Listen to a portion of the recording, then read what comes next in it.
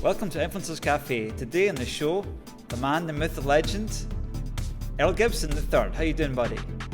Hey, I appreciate you having me on here, Nikos. I've been looking forward to doing this one, considering that so much has happened since we last talked. Yeah, man, there's been a lot going on. Nothing that we can't overcome, though. So the last time we talked, there's been a few things that happened. Namely, Earl Gibson was LinkedIn attempted to ban him or kick him, but then through lots of action, including myself, putting pressure on LinkedIn, he's back in the show. How does it feel? I'm back, man. It feels good to be back, and all the pressure and the support that I was receiving, it was definitely appreciated, and it feels good to be back, man. But there's a lot of other people that are in the fight now, because evidently LinkedIn is just going back and forth, just targeting conservative-minded people. So we're still fighting out there. You know, social media is interesting. I'm about to launch my own social network. Well, it is kind of launched, but I haven't really publicized it that much. And I've got a lawyer helping me with the terms and conditions. And like, when you're making your own terms and conditions, you're like, have to read them and understand them. Probably, I reckon 99% of people are just going to take yes to all this stuff. But some of the terms and conditions I'm reading, I'm like, man, would I really want to say yes to that? You know, like basically we've got to cover ourselves from any crazy eventuality. So there needs to be a lot of thought about this legal stuff, but it'll be an interesting conversation. Yeah, man. When it comes to terms and conditions, I mean, one of the most important things is make sure it's not vague. You want to be as specific as possible, because people really don't read it, but the people who do go through and read it, it can get you in a lot of trouble if something's there or not there, that shouldn't be there or not there. So what's complicated is being part of the EU. I've got there's a GDPR policy. There's website. There's like 4 policies I have to read and congregate into one, and I mean, people absolutely hate this legislation that basically the EU has wrecked most of our web experiences. Every time we go to a new website, we have to find a way to get rid of this box that says cookies, and normally you can't press escape to get rid of it. You have to. Yeah. I mean, I've got enough RSI on my wrist already that I have to go and click on more things. So, I mean, there's so many other ways that people can track you than just having cookies. You know, it's shocking, really. I once had a guy talk to me about how companies can track you and all this stuff, but in the moment, I'm not even going to have Google Analytics on my site. So, like, the only thing I'm going to store on a computer is basically your authentication information, which allows you to not have to sign in to the website every time. So, yeah, So, but anyway, the last podcast we did, we had a picture of you, but the picture does not do this giant of a man justice. I get that a lot, man. It's so people look at my picture on LinkedIn, and it's of course a professional picture, and that was before I grew the beard out and stuff like that, and I'm wearing a suit. So people make assumptions about what kind of person I am. They'll call me names, but I'm still waiting on somebody to take me up on my offer to have a face-to-face conversation. See if they're confident enough to say it online, they should be confident enough to say it to somebody's face. So I've never had the problem. Everything I say online, I'll say it to a person's face. So that's just one thing I learned, from my parents. Don't say anything, you want to be comfortable saying, in front of your parents or to somebody's face. So the challenge is still out there. I've been trying to get a I'm still waiting, man. I'm still waiting. I mean, they'll go back and forth, and it's funny because I want to say it was a couple of days ago I posted, about the self-righteous LinkedIn people, how they'll post something that'll be totally non-factual, and then you dispute it with facts, and then I'll go through and I'll post something based on facts and things that you can fact check, and they ask me to cite my sources and all kinds of things. I'm like, I mean, am I in college? Am I supposed to be writing an APA format paper, or what's going on here? But I tell them, you can Google whatever I say and you'll find the information. It'll pop up for you. We have endless access to information all day, every day. You can easily fact check, right when somebody writes something. And I would think that if somebody's writing something that I don't like and I can prove them wrong, I'm going to take the opportunity to prove them wrong. I'm not going to start calling them names and attacking the post and, not have any kind of validation or anything like that. So they pretty much just validate anything I say in the post. So it's like a Scotsman living in England, living in Vienna. I was sort of looking at America back in George Floyd, and I was just trying to understand what was going on a little bit. So I'm trying to interview as many sides as I can. But I think your posts on LinkedIn were the ones that kind of started me to give me hope for America that maybe it's not as endemic racism as it is. And I guess if you, like I says, I can relate to people that have grown up with racist abuse. I can relate to it minorly growing up in Scotland, believe it or not, being half Greek. So I can understand where a lot of pain and heartache and anger comes from in America, but I wanted to expose myself to both sides. And I try and be as neutral as I possibly can in this podcast. And as I said, my offer still stands for left-leaning liberal to come on and talk to you like a three-way podcast thing, or it'd be interesting to see what happens. And I'm still waiting for someone to say yes to that. Yeah, I mean, it's funny, man, because I'd be willing to have that conversation, and I haven't always been as conservative, a staunch conservative as I am now. I used to be a left leaning, name calling liberal, and anybody who disagreed with me, I'd call them names because I really didn't have anything intelligent to say. So it was just easier calling them names and changing the subject than it was debating them, on factual things. And it was just a matter of just educating myself. Once I got the education, I realized that I was wrong on a lot of things. I was wrong, with my perception on a lot of people. And, it changed. And the only difference was just educating myself and taking the time to educate myself and challenging myself to take accountability, for the knowledge that, I was seeking. So there's two different people I've been studying recently, and both of them now have said that a lot of the problems for African Americans originated with basically this policy that was in, I'm not sure if it was 60s or 70s, but this welfare policy that gave more money to single parents, and that encouraged a lot of. In the 60s. I'm like, it's just like.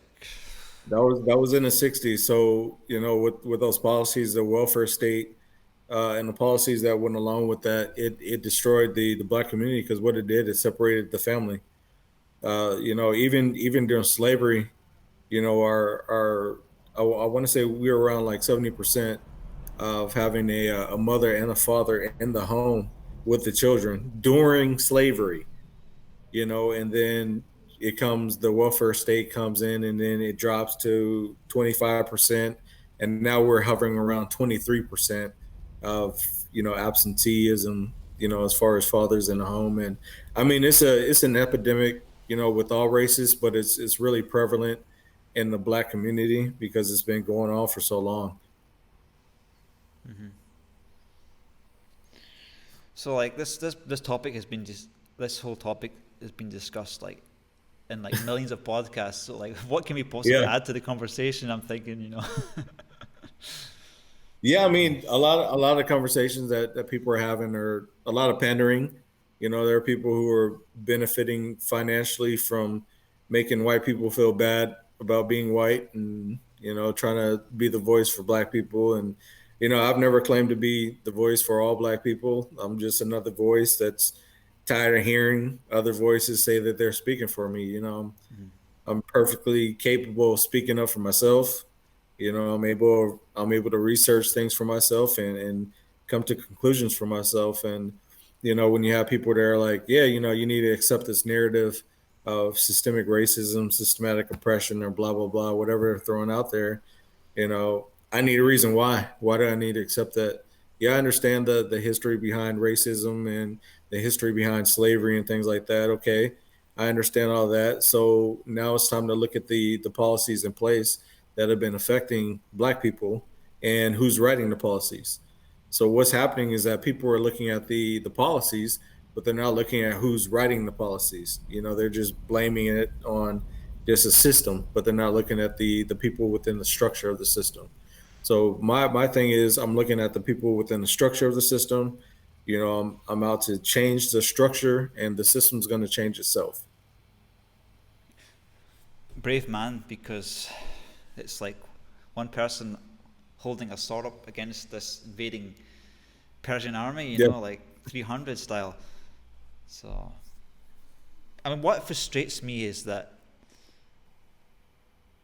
a lot of people have this like opinion that I'm just one person, I can't make a difference, but it's a very small proportion of people that are putting pressure on the right points of like organizations and companies. I read this post on LinkedIn today, like, let's go put pressure on the HR department, and you know, you just get a few 10 people that put pressure on this department, and the whole company caves in as this big policy that's, you know, BLM, this all stuff is like a blank sheet, like, and it's a very small minority that are making these changes. So in a sense, the other side can make a change as well. Just the right organization. Yeah, I mean, Martin Luther King Jr. was one person. Mm-hmm. I mean, he fundamentally changed the entire world. So I mean, one person, you know, can make a change. Jesus was one person, you know, and he changed the world. So I mean, it's just a matter of, you know, putting your money where your mouth is. You know, you say you're going to do something, just go do it. You know, and you'll start realizing that there are people who are going to be supportive, and once you make that move, you know, people are they're gonna jump on it with you. They just need somebody to make that move. That's it. Mm-hmm. So, you want to talk a little bit about what this A-team you're putting together? Or just or is that too? Yeah. So there's been several people that have been, you know, attacked on LinkedIn. You know, of course, myself, and you know, there were several other people who were, I guess, they're at the influencer level, but I don't think it's a coincidence that the relationship that I guess he's the CEO of LinkedIn has with the Democratic Party and things like that. So it's interesting that a lot of conservatives are being attacked close to the election time and things like that. So I mean, we're definitely. It started out with just a couple people looking at, you know, just some breach of contract lawsuits and things like that, and it just kind of snowballed from there. You know, we all have a common ground. And it's like, well, we're all pretty much saying it's the same thing. We're not violating any terms of service, even though they say we are. We're asking for the terms and conditions and things that we're so-called violating. They're not providing us with information, but they're just ultimately deciding that, oh yeah, you know, what you said is not right, and we're going to restrict you permanently, which is like, okay, you know, I can understand if I legitimately violated something and I'm being restricted because of that. Okay, I can understand that. Just show me where I did it. And you can tell that they're liberal minded because they don't want to show the proof. They don't want to show anything. They just want to say, no, this is how it is because you said something I didn't like and it hurt my feelings. So I'm not going to let you play in my yard anymore. You know, it's ridiculous.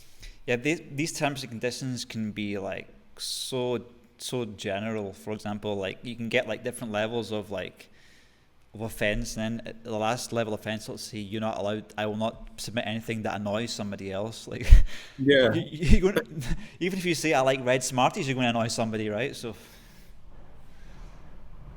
Yeah, we're working with several people, man, and it's just it's crazy. It literally is. It's like, okay, well, what did I say? Well, it's not it's not what you said, it's how you said it. It's like, well, how you can't tell, you know, how I said anything because I'm typing. And it's like, so are you guys going to take on the role of a publisher, which means you guys are going to be responsible for everything that's on here, or, you know, is it going to be an open platform? Because you guys are, you know, LinkedIn is a publicly traded company, you know, so it's not a private entity anymore. You know, they're traded publicly. They're owned by Microsoft. You know, I bought a couple shares, so I can say whatever I want to say. You know, I have ownership in the company. I can say whatever I want to say. I mean, if we had like keyboards that were like pressure sensitive, you could have like a special font that the harder you type, the more angry the font would be, right? Yeah, the Man, bigger the letter get, I should invent something like that. the Emotion bigger the font or letter something. get. Well, so I mean, it'll sell real good with liberals and leftists and stuff like that. So Oh, the crazy videos that I saw a video today. There was some BLM white kid shooting paintball guns at these guys in yeah, American flags and combat gear, and they're all running. One's going on a flag, and the two other guys running behind. And, I mean, if people are running around with flags and all that stuff, that's not as bad as when it's people start shooting each other. Right? It's pretty disturbing. Like Ukraine, I don't want America to end up like another Ukraine. yeah, man, and it's funny because people talk about civil war and things like that, and I always tell them like if a civil war broke out, you realize it would be the shortest civil war ever in the history of the United States. I was like, do you guys really want that? Because I know the guys that I go shoot with and that I go to the gun range and stuff like that with, and they don't miss. They don't miss targets, and these are guys who they own land and they have bunkers out on their land, and it's like these are the guys that you don't want to come out. You don't want to piss these guys off, and it's coming to that point where they're just kind of poking and poking and poking, and I'm like, man, I know guys that can hit targets from a mile and a half away. Do you really want these guys to come out? And it's like, no, you don't. I mean, I suggest you guys just kind of calm down what you're doing because it's all manufactured. You guys don't even know why you're mad anymore. You're just here breaking stuff and burning stuff and tearing stuff up because your leadership is stupid. So they're letting you guys do it, and it's all a fit. They're throwing a fit, and I think that there's a deeper meaning behind all of it. And I think it all stems from I think it stems from the sex trafficking. I think the fact that President Trump is fighting against the sex trafficking and that he's being successful in his fight, that the people who are involved in it, I think that they're worried that they're going to get found out, so they're creating all these distractions and stuff to kind of keep the country from really looking at how dirty and disgusting they are. Because I mean, we've had cases where they found 20, was it 39 kids in Georgia, and then they found 23 in Ohio, and then they found like another 20 back in Georgia. So they're finding all these kids who are involved in sex trafficking, and they're arresting and prosecuting all these people who are involved. A lot of them are former politicians and things like that, but the media is not talking about it. The media is more focused on these purple haired kids throwing rocks at police and stuff like that than they are about kids that are being sexually abused and molested and trafficked, which is it's a $1 trillion industry, that Trump's fighting against, and I support it. And I really think that a lot of people who are against him are involved in it. Yeah, this sex trafficking's like it's like murder, continuous murder, because the murder, Yeah. if someone murders someone, they're angry once. Okay, they could have done it just a heat of the moment, but it's still murder. But this sex trafficking, you're basically murdering somebody for like 20 years. Yeah. It's like Nazi stuff. It's like as evil as Yeah. Nazism. Yeah. That's what it is. And a lot of them are involved in it, and I don't think it's a coincidence that even last year, that's when he started announcing. Well, from the moment he announced that he was going to be fighting against it and stopping it, all of a sudden we had the impeachment happen, and they were trying to kick him out of office, and then COVID happened, and then he donated more money, and they started finding more kids and started arresting more people who were involved, and all of a sudden the race wars kicked in and the riots and all this other crap. And then they're investigating the post office. Anything to distract from the real issue. And the real issue is that these are some sick people, and they're gonna go to jail. And President Trump is gonna win in November, and people are gonna start getting locked up. And they're trying everything they can do not to have it happen. I've got some friends in London they help attack this whole sex trafficking thing, and I heard stories of like some ex-military people were basically going into these dens and busting in, kicking the door down, and grabbing these girls and taking them out. That's kind of legit stuff. It's hellish for these girls and boys, whatever it is. Yeah. if as long as one person remains alive, it's a slave like that. Then there's work to do. Yeah, yeah. It's just it's disgusting, man. It really is, and I'm glad that we finally have leaders who are fighting against it. And and it's I'm really glad. and also the blame is, I think the blame is on Hollywood and all those and porno magazines and all that stuff. The industry Yeah, is this is built on lust. So if you're contributing to lust, I don't care who you are, if you're a movie producer or magazine producer, porno producer, you are responsible for the lust that's fueling this industry. And yeah, Jesus will judge you one day as well.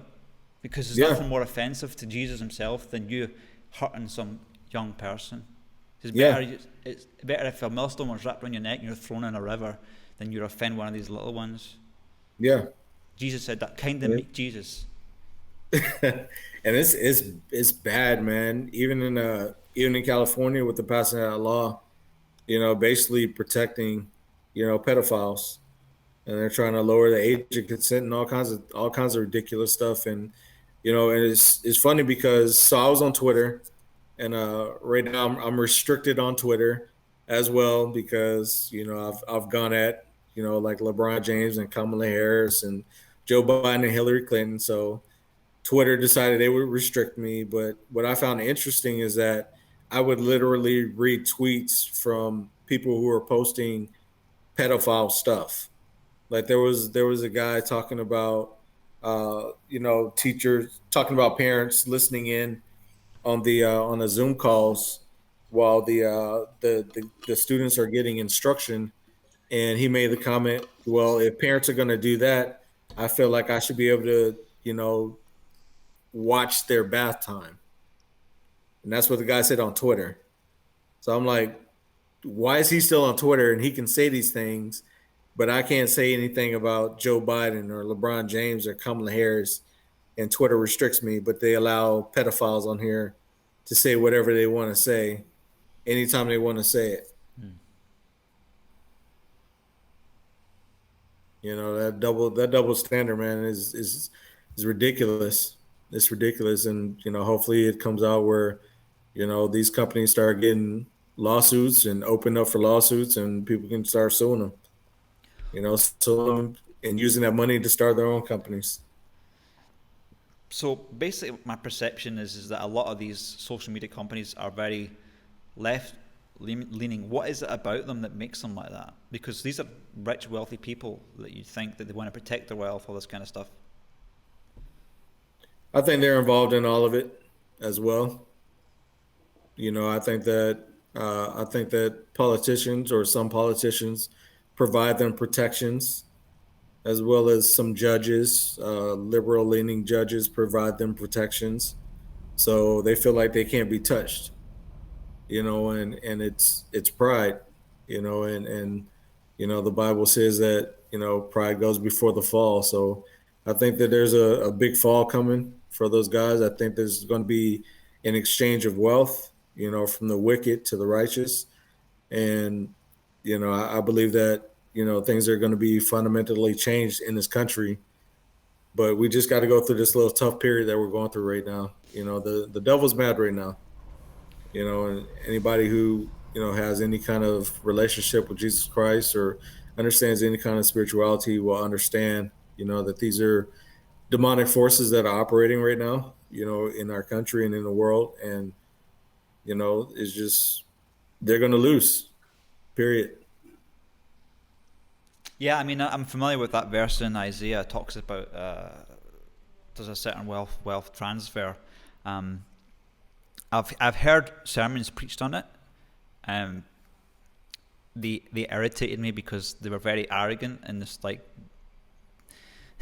I personally wouldn't say like I think God's going to help the wicked give me wealth, but there is a place for that. But I'm not the person that's going to say when it's going to happen. But I believe that if for example, the American economy is going to suffer a lot. Everyone's going to suffer with it, but God will help you through that, however Yeah. that looks. God protects Yeah. you. I think, and what I meant by that, I think that opportunities are going to open up, for businesses of people who are good people. Just I think that good people are going to start prospering. in the country, and I think that people that have been taking advantage of good people are going to get exposed. So it's not just necessarily a money change, but I think opportunities and things like that are going to be open for good. Because when you look at the wealthy, I mean, I really can't think of any really really wealthy people who you can look at and say, man, that person is a Jesus loving Christian. I really can't. I really have no idea. I don't know any billionaires who confess Jesus Christ or any of that. All their faith and all their trust is in their wealth and their money and their knowledge and things like that. But when you get to that position, it's like it can be taken just like that. But they don't realize it. But I think that something's coming. I think that we're in a position where there's no more fence straddling. It's either you're going to be Cool. So after I managed to run out of my mobile battery, here we are again. What were we talking about? yeah. So the exposure of people uh, who are claiming that they have a relationship with God and they really don't. They've been uh, me and a buddy of mine, we call them pulpit preachers, because they preach pain. They sell struggle and they hustle hate. And that's all they do. And it's funny because a lot of them were pretty much absent once COVID-19 kicked off. They were absent. They were nowhere to be found. And even with all the stuff going on, in the country, all the division, I don't see any of them or hear any of them, preaching unity or the love of Jesus. They've been preaching, how to make money and money, money, money, for decades. That now they're in a position where they need to preach the word of God, and it's like they don't know it. They don't say nothing about it. So I think those people are being exposed, and the real preachers who've been steadfast the entire time. I think that they're going to have larger platforms because it's needed. People need to hear the word of God. Yeah, I mean, it's like I believe in prosperity because the Bible talks about God wants you to Yeah, prosper yeah, for sure. in physical health and well-being and a roof over your head and decent food. I mean, I'm an entrepreneur myself. I mean, I've got several companies Yeah, I'm going to build, and so, but I don't look at it as like something that in the Bible says it's a guarantee. It's like it's my choice. Okay, I'm going to work hard, and God will bless it, and but I mean, some yeah, people are not called to become an entrepreneur, so like we can't expect them to become like a millionaire. I mean, one of the craziest things that I ever heard was someone on a big platform. He said all Christians should be millionaires. I'm like, I want next time that happens, man, I'm going to stand up and say, you no, you can't say that stuff, man. It's like putting me what I'm good at on you. But some people, if everyone was a millionaire, we need the economy and the side of the solar system to support us. yeah. You have to look at where does your wealth come from. And my wealth is in Jesus Christ. Everything I have is from Him. And the Bible says, "Seek ye first the kingdom of God and His righteousness, and all these things will be added, unto you." So I make sure my focus is on Christ first. And I make sure that after Christ comes my family, and as long as I'm taking care of those two things, I think that God will bless me. I just let go and let God, let Him handle it. It's just anything. I go as far as I can go, and then I let God handle the rest. So I've learned that, over my years, that I can only go so far, and I don't have as much strength as I thought I had, and it's a position where God's saying, let me handle it, and it's an exercise of faith, just saying, yeah, God, you got it. I've done all I can do, and you know where I'm at and where I need to go. So I'll just leave it up to you. Like for me, the most important things are, of course, the core tenets of Christianity. Like, if people are preaching that stuff, then they can give you some business advice or like encourage you to make some wealth somehow. But don't like make that your this is become a Christian so you can become rich. That is completely not the Yeah. gospel. Yeah, and I agree 100%. It's not. Yeah. The main focus is having a relationship with Jesus Christ, and it's not easy. Mm-hmm. Being a Christian is not easy. But being a true Christian, it's a test of faith, and it's an ultimate character building experience. Now that being said, if I can imagine some people maybe they're struggling financially and they've got a heart for the Lord, and then their job's not paying them well, then there is like things that they can do to better themselves, but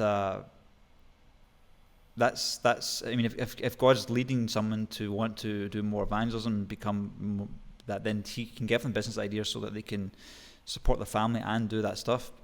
There's a good book on that stuff called Evangelpreneur. It's a good book for entrepreneurial minded Christians. I wouldn't recommend it for everybody because it's like one of the criticisms I do have that book is that it's like everybody can do this. Like, and entrepreneurship is not easy. It's like for 3 or 4%. So I would never put my ideals on another Christian to say like, oh God, you're not. God should you should be a millionaire because you're a Christian. I mean, that's just complete beep. Yeah, it is. I mean, it's there's some people that God will be able to trust with money and things like that, and it's everything. It starts out as a test. God will give you some money, and he'll see how you react to it. He'll give you a little bit, that you'll feel comfortable, and it's like, well, what are you doing with it? Are you doing your tithing, your offering, and things like that, the things that are biblical that God tells you to do with your money? And then are you just throwing your money away, or are you investing your money? What are you doing? And he gives us examples in the Bible, with the talents and things like that about investing your money. Like he lays it out for you, and it's like, well, what are you doing? I gave you a little bit. What did you do with it? And people, you'll start seeing, people are not, they're not diligent with their money, and that's a big thing. I think that's probably one of the biggest tests that God has is the money test. What are you going to do with your money? I'll give you a little bit, give you enough you feel comfortable. What are you going to do with it? Are you doing the things to help your money create money so that way you're more effective for the kingdom of God, or are you accumulating money to accumulate stuff? What are you doing with it? So money. I mean, the Bible has a lot to say about money. It has a lot to say about it, but it's caused so many controversies, man. Yeah, it does, man. Again, it's the ultimate test of faith. And it can change people. Having money and not having money are the two things that affect people's personalities. But for me, in my experience, I've not had money, and I have money, so I've been able to experience both, and throughout both, I've been able to have faith in everything. The whole time, I realized that I can lose everything within a day. And that happened to a lot of people when COVID kicked off. They lost everything. And it's like, well, who was your faith really in? Was your faith in getting that paycheck, or was your faith in God? Who provided you with the opportunities, the abilities, the skills, and things like that? Who gave you the mindset, to get to where you need to go? Was it God, or was it your own doing? Mm-hmm. So once you realize, that you can't do anything without God, you realize that God's all you need. He really is. And it comes, for me, it was a position where, God was all I had at the time, to realize that, God was all I needed.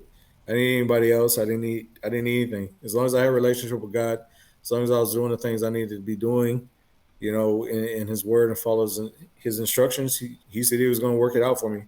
And it was my job just to have faith that he would do that. And he did. Mm-hmm. But it's so easy to forget that once you're got a pattern of success. It's like sometimes it's hard to remember. Sometimes I remember times at university, like I was like, Bingo. No, come here. Bring him on camera. Yeah, let me get. Come here, Bingo. Come here. Come here. Good boy. Come here. Come here. Come here. We've got a third party coming to join us. Like, this episode is sponsored I by. wanna go. Oh, look at that! Is that Jack Russell? Yeah. He's a Chihuahua and something. I don't know. Oh, he's lovely. Yeah, just leave him on camera. It's great. Get a bit of get his feedback. You know, how can he hear us? Yeah, he's my kid's dog. I got two pit bulls in the back. Those are my two. Yeah, pit bulls are Hey, quite Bingo. fun. They're fun. One of my good friends in America's got one, and I stayed in his house, and I let his pit bull sleep in on the same bed as me, and that dog was fun to take around. When it growled at somebody, it gave me a sort of Yeah. ego trip, you know. It was just, man, if you get like a rope, and like you can feel the power in those things' neck. Like my wrist Yeah. was sore after trying to wrestle that dog. But imagine those teeth were on your arm or something. That would rip you to shreds, really. Yeah, they're strong, man. They're strong and athletic, and with the wrong owner, they're pretty dangerous. So So you seem like stronger than the last time I saw you. Have you been taking some whey protein or something like that? yeah, man. I try and stay in shape. My son, so he unfortunately missed out on his football season. So I try and stay active with him, and it's something that he wants to do. And he's about to be 9 here in a couple of days. So I want to try and keep him active, and a lot of parents just let their kids sit around, play video games and stuff like that. But I made a point to make sure we got outside, and even if I had long days at work, I made sure that I would get out with my son, and I made a promise to him that, hey, daddy's going to work out. You got to be in shape because daddy's being in shape. So Yeah, it's kind of a consistent men thing. must be. I mean, I don't have any children, but I mean, men must be examples. You can't just say to your kids, just stop playing those games.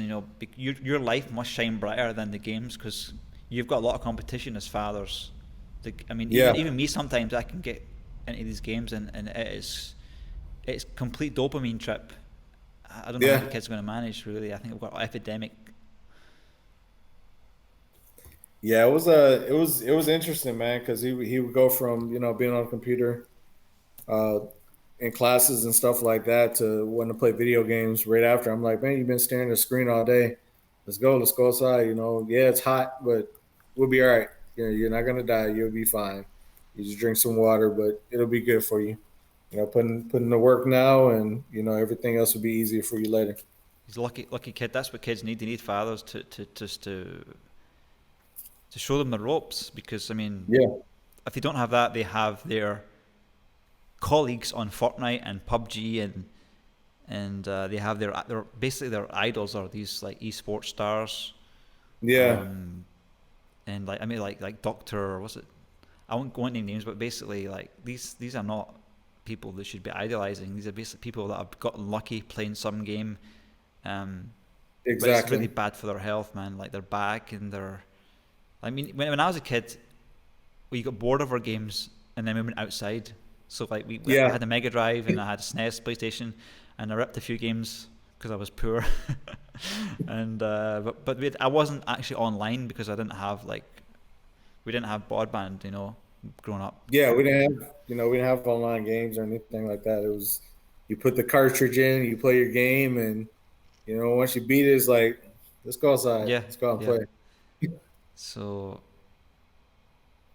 yeah, I don't know how they managed to overcome this thing, because I became a Christian, born again Christian, just before the Xbox. I had Xbox One, like not the Xbox One, but the Xbox without any names after it. The one Yeah, that the one with the first Halo. I was there the night that they opened up, the first Xbox came out, and I had Halo before anybody else, and that I became Christian before it became online, and I got sucked into that whole world. And I mean, if I managed to get through university without all these distractions. But I mean, I was playing a game the other day, just day off Sunday, and I think I played for 7 hours straight, right? Man. And it felt like 1 hour, because then I just put the thing off, deleted the app, and said, forget this, I'm not on this. And then the rest of the day, I think 4 hours felt like 14 hours compared to you can just sit. There's no concept of time when you play these games, because they're just. I don't know what the solution is, mate. Yeah, and you know, one positive thing I can say that came out of all this was that it forced people to slow down. You know, people had to stay home, with their families, and really had to learn how to be a family again. And it kind of forced the issue of getting to know your kids and how your kids really are, and stepping away from all the technology and nonsense and stuff like that, and being forced to be a family again. So I think that the people who took advantage of that, as far as not only getting closer together as a family, but also getting closer to Christ, as a family, I think that there are going to be some beneficial things for those people coming up. And I think it's going to be a fundamental change within the family structure. With that, I think it's either going to make the family stronger, or it's going to break the family up. But I think for most cases, it's made the family stronger, which is a positive thing. There's a lot more involved parents than there were before, because we're not ripping and running and having to be places or anything like that anymore. So I'll tell you an interesting story that always stuck with me. One of my friends' university he was actually a researcher. He was about 50 years old, and he's from Iraq. And he basically says, I'm not bringing my children to grow up in the West as a wealthy lifestyle. He went back to I think it was a much poorer country, and he says to me, I don't want my children to go to hell. So he gave up wealth and all this stuff so that his children would grow up protected from a lot of the. I'm not something that's something not something that I would do, but I mean I respected him for that, because he realized the battles of children growing up in these kind of Western, call it maybe it is Babylon, the West. yeah, and it's weird because the way society is now, good is bad and bad is good. So parents who are involved with their kids and things like that, it's yeah, parents who are involved in their kids are kind of shunned, but they want the teachers to be the parents for the kids, and basically indoctrinate the kids is what's happening. And that's being seen throughout the United States and through all these teacher unions and things like that are getting down with Black Lives Matter and all this other nonsense out there. They're trying to indoctrinate kids. I think it's these young kids, like you see these like kids running around BLM, like where are they getting their passion for that? I think it's just a desire to be part of a tribe, and they want to be part of this team. Like it's like you part of your Fortnite team or your PUBG team, or Yeah, and they think it's a game. It's not really a game at all. It's it's not, and they don't. I think that they're kind of detached from reality, because even when you talk with them, they just say a bunch of regurgitated stuff. They're talking about oppression and stuff and racism that they've never experienced in their life. Their parents are probably not even old enough. Their parents are probably in their 30s and 40s and probably never experienced it themselves either. So it's like you have a bunch of kids running around yelling at people, and it's like, it's not a game. This is reality. I understand you guys want to be, passionate and stuff, but there is no coming back from this. You're going to run across the wrong person, and you're not gonna re-up. Your life's not gonna re-up. If somebody takes your life from you, you're not coming back. It's not a video game, and I think that they don't understand that. I think that, they walk around with weapons and things like that, and they don't realize that there are people out there that are ready to defend themselves. And if they do, you're not coming back. And I think that, they're used to watching video games and watching TV, and they see, police putting down their guns and fighting with criminals, after getting shot at. And that's not real life. That's not what's going to happen. If you shoot at police, you're going to get shot and killed. If you attack police, chances are you're definitely going to lose that battle, but chances are you could lose your life as well. And it's a simple thing. People ask you questions, comply, answer the questions, and if they were rude or did something out of character, handle it later, but be alive to tell the story about it. But they don't, and they're not taught respect or anything like that. They don't respect anything or anybody, and it's more and more apparent. People should have a healthy fear of the police, not a fear as in, I mean, the Bible's clear about this. Police are a terror to those who practice evil. Yeah. He's God's agent to fight evil, really. So like they're a terror to evil works. I'm not afraid of the police because I'm not doing crime. But if I was a criminal, of course you want to avoid the police. So Yeah, I definitely avoid them. I'd be scared of getting stopped by them, but I have no reason to be scared of them. And I'm getting tired of these celebrities pushing that narrative. People like LeBron James saying that black people are scared and terrified of police. That's not true at all. And he's a liar himself. He's not scared of police. He has private security and police escorting him to his games and stuff.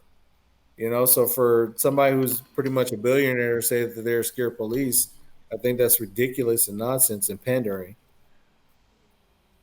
what is it about celebrities that makes them this way?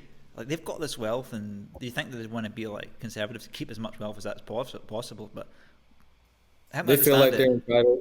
They feel entitled to say whatever they want to say because they have wealth, and they think that their money, entitles them to be ignorant, which it doesn't. Not even close, and they don't even have real conversations. They're kind of in their fantasy world, in their own little bubble, detached from reality, because you never see these people out there, you know, fixing their communities and things like that. I mean, if you look at, the wealth of these players that are professional athletes, I mean, how many times over could they have easily bought a bank, and made the bank black owned and be like, hey, we're gonna open this up, for loans for black people or whatever, or bought an entire town and rebuilt a town or something like that. They don't. They'll spend millions of dollars on a car, millions of dollars on jewelry and things like that, and then complain about, how they're being harassed by police, which isn't true. They just want to push the blame game. But I guarantee they'd be quick to call police. Some random person was scaling their fence at their house or something like that. They would call the police real quick. So what celebrities do you respect? Celebrities I respect. I don't even know if they identify themselves as celebrities, but like Morgan Freeman, Denzel Washington, because they keep it real. They said a lot of real things. Thomas Sowell, Larry Elder, Brandon Tatum, Candace Owens, a lot of conservative minded, quote unquote celebrities, or, whatever they want to identify as. But there's not too many actors that are out there, and not too many entertainers or anything like that, because I mean they pretend for a living. That's their job, is to pretend. I mean, literally, all they do is pretend. That's it. They pretend a lot and get paid a lot to pretend. So, I don't value any of their opinions. I think that they just need to shut up and stick to what they're doing. Stay in their lane. I think actors, they have to give up some of their conscience to be successful in it. Like, Yeah. I did acting lessons. I paid money for it, quite a lot of money for it, and it's still something I'd like to do. Believe it or not, I'd like to do some roles that are like whatever. But like, I was I was given this script, and the guy's quite a successful actor himself, and he was like, "Yeah, you got to play this part, right?" This in these classes, I says, I'm not doing that part." He says, "Why not?" Because of the language in it, you know, and he's disrespect women. He's like, "But you got there's other people here as well, right?" And he's like, "You got to see the script. This is your job." I says, "Man, forget it, I'm not doing it." And he sort of gave me another script, and then I went to some other acting conference thing, and I mean, the guy's still my friend, believe it or not. He's very cool. And I went to this actors conference, and I was talking to one of these people that played involved in making Deep Impact, and I says, "What is it if you're a Christian, you go into this industry? What happens if you like don't want to do these parts?" And he said, "I'm very strict. I'm not going to do this. I'm not going to do this. That's me. If you don't want it, I'm not doing the job." And she said, "That we respect that. That's good. No problem at all." I was surprised. I was shocked. And she says, "Yeah, a lot of Christians, they come into the industry, and they sacrifice their morals, and they end up getting hurt. We'd call them being shipwrecked in their faith. So like, Yeah. if there's Christians out there that are going acting, put your principles first. Don't do anything that will offend your conscience, because it's a slippery slope. And acting is, if you could be a Christian and be an actor, that's like 1 in a million. Because it's, Yeah. I mean, nowadays you gotta go straight to the bottom of the barrel. It seems like there's this pressure to just like do these scenes that are completely unnatural scenes, you know, like, I'll say no more, but Yeah, man. It's it just you give the devil an inch, he'll take a mile, and that's what happens. And they're like, "Oh yeah, I don't mind doing this scene with this woman who's not my wife, or I don't mind doing this little scene here, or yeah, it's not gonna hurt. It's only a couple seconds, blah blah blah. yeah. Before you know it, you're butt naked and you know doing some crazy stuff, with somebody of the same sex or whatever, Brokeback Mountain and all that other stuff. And it's just, they got to be careful with it. Yeah. But I know a lot of them deal in like witchcraft and stuff like that. So, I doubt they even have consciences. Yeah. It's sad to see like how many celebrities don't have stable marriages. It's shocking, really. Like, what is it about that lifestyle that means that they find it very hard to have a stable marriage? I think most of the marriages are for show. Honestly, I think they are.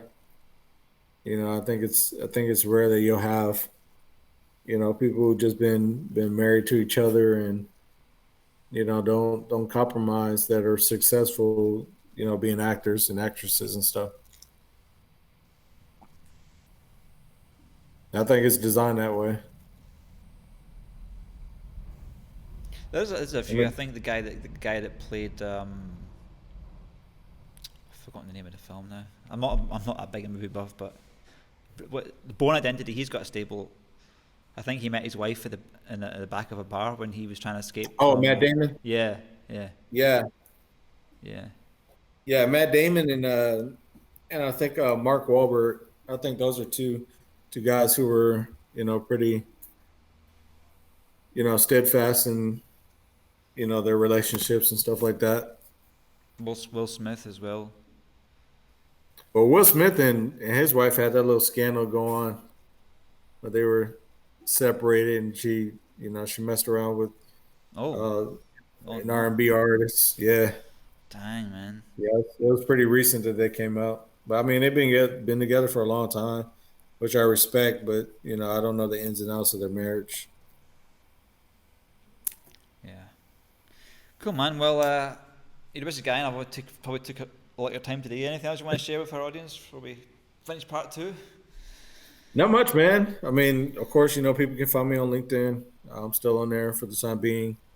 I'm also on Parlor, and my name on Parlor is Black Lion. All that's together, and I'm trying to figure out things with Twitter. They keep on kicking me off every time I go out somebody who's a celebrity. So we'll see how long I last on there until they kick me off. Yeah, I'll really look forward to meeting you in the flesh one day. Yeah, for sure, man. As soon as these governments give us a bit more freedom and stop this Yeah, fear mongering, I'm getting tired of lockdown. Man, I really am. It's like in the UK, we're starting to just like get back to the shops, and then two professors come on the show and come on and start saying, yeah, we're worried about the virus and spike. Like, man, I'm getting tired of it, man. Really. I think if people were just like, you know what, we're gonna do it. We're not gonna wear a mask, and we're gonna go to the stores. We're gonna open up our stores. They can't get everybody. They can't. And we saw a little bit of that. Well, I saw a little bit of it from I think it was Germany that they were protesting. Yeah. They're like thousands and thousands, and I mean you can't arrest everybody. Yeah. So yeah, I think it's a matter of just people just standing up and saying I'm tired of it. I don't think we're going to, like, imagine people's psychology after imagine we're going to go the whole winter on lockdown. Can you imagine how people are going to react to that? It's ridiculous. People are almost at breaking point now. Like Yeah, the summertime about a break, but people were. I mean, my industry is decimated, right? I'm basically I'm a contractor, right? IT contractor. I'm doing okay because like I have like other things that I'm doing than just contracting. But people are like, I go into forums and just see how people are doing and stuff. Like people are saying like, oh, if only I want to become an Uber driver, but and they can't be because there's not enough. The Uber are not reducing the numbers and stuff, and they don't understand how that Uber doesn't pay well at all. It's and these are really talented IT people that are basically not working. It's like yeah. America is basically living off of fumes right now. We can buy stuff because other countries take the dollar. But as soon as America stops having the world reserve currency, then the money that you print is not going to buy foreign goods. What is it going to buy? Well, nothing. Exactly. I think that's what they're trying to push for. They're trying to push for that collapse. But again, I'm grateful we got a president that's fighting against it. So I'm gonna keep supporting him. On that note, Earl, it's an honor to have you on again, sir. Hey, it's a pleasure, Nikos, man. I'll catch you later. Catch you later, bro. All right, brother. Bye. Thank you for joining Influencers Cafe. Earl Gibson III, bringing you it real.